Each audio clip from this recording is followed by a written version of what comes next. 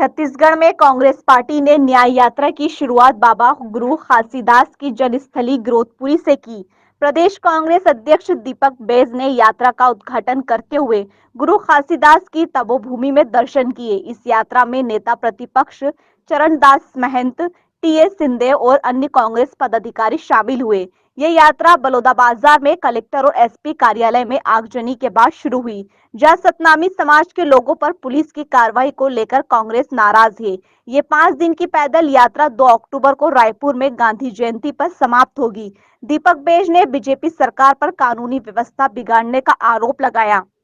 नहीं है, लेकिन जनता से बड़ा न्यायालय हमारे लिए कुछ भी नहीं हो सकता। जनता हमारे लिए जज भी है, जनता हमारे लिए न्याय भी है और जनता हमारे लिए भगवान भी है। 2019 के पहले सर आप लोग पद यात्रा किए थे और विधानसभा चुनाव जीत कर आए थे। इस पद यात्रा से कितना फायदा आगे होगा? देखिए, अभी तो विधानसभा चुनाव बहुत काफी समय है, 4 साल है अभी तो से बात करना ठीक नहीं है, लेकिन निश्चित रूप से सरकार डरी हुई है और सरकार कहीं न कहीं घबराई हुई है। हमारा मकसद है छत्तीसगढ़ की जनता की सुरक्षा होना चाहिए, छत्तीसगढ़ में शांति स्थापित होना चाहिए। लेकिन जिस उम्मीद के साथ छत्तीसगढ़ की जनता ने इनको जनादेश दिया, लेकिन उस उम्मीद के साथ कहीं भी खरा उतरता भारतीय जनता पार्टी है। छत्तीसगढ़ में न तो शासन चल रहा है, उसके बजाय यहाँ पर दुराचार, अत्याचार, बलात्कार, हत्याएं, लूट खसोट सब व्याप्त है और उसके कारण छत्तीसगढ़ की जनता नाराज है, आक्रोश है। उस आक्रोश को देखते हुए अब लोग छत्तीसगढ़ में बहाली करना चाहते हैं शांति की, और इसलिए माननीय महात्मा गांधी जी के आदर्शों को मानते हुए हम लोगों ने पद यात्रा की आज शुरुआत करने का निर्णय लिया है।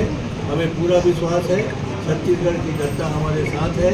छत्तीसगढ़ में जो सौहार्द होना चाहिए, सामाजिक एकरूपता होनी चाहिए, भाईचारा होना चाहिए, सामाजिक एक नाता होना चाहिए, वो छिन्न भिन्न हो रहा है।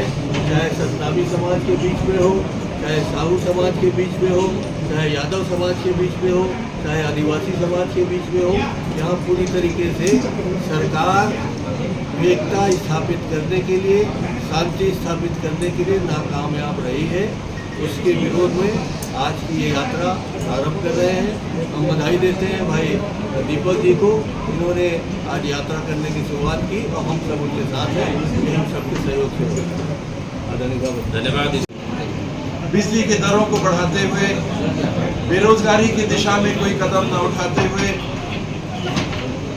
कलेक्टर और एसपी के कार्यालयों को आग से सुरक्षित रखने में असफल होते हुए, चाहे वो प्रदेश का दक्षिणी हिस्सा हो बस्तरी अंचल का, चाहे वो उत्तरी हिस्सा हो सरगुजा अंचल का, चाहे वो पश्चिमी अंचल हो, चाहे वो पूर्वी अंचल हो, चाहे मध्य राजधानी, कहीं कानून व्यवस्था की स्थिति बहाल नहीं दिख रही।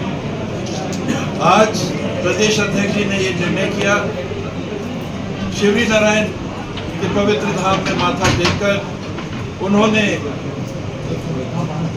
शहीद वीर नारायण जी की कर्म और जन्मभूमि में माथा टेककर, गिरौदपुरी में माथा टेककर, छत्तीसगढ़ में गुरु जी को जो अपमान सहना पड़ा है, उनके पूजा स्थली में, उनके ध्यान स्थली में जैत स्तंभ को एक बड़ी मशीन की आरी से कहा जाता है कि काट दिया जाता है, और ये हमारी शासन और प्रशासन है कि आज तक पता नहीं लगा सकी है कि दोषी कौन है।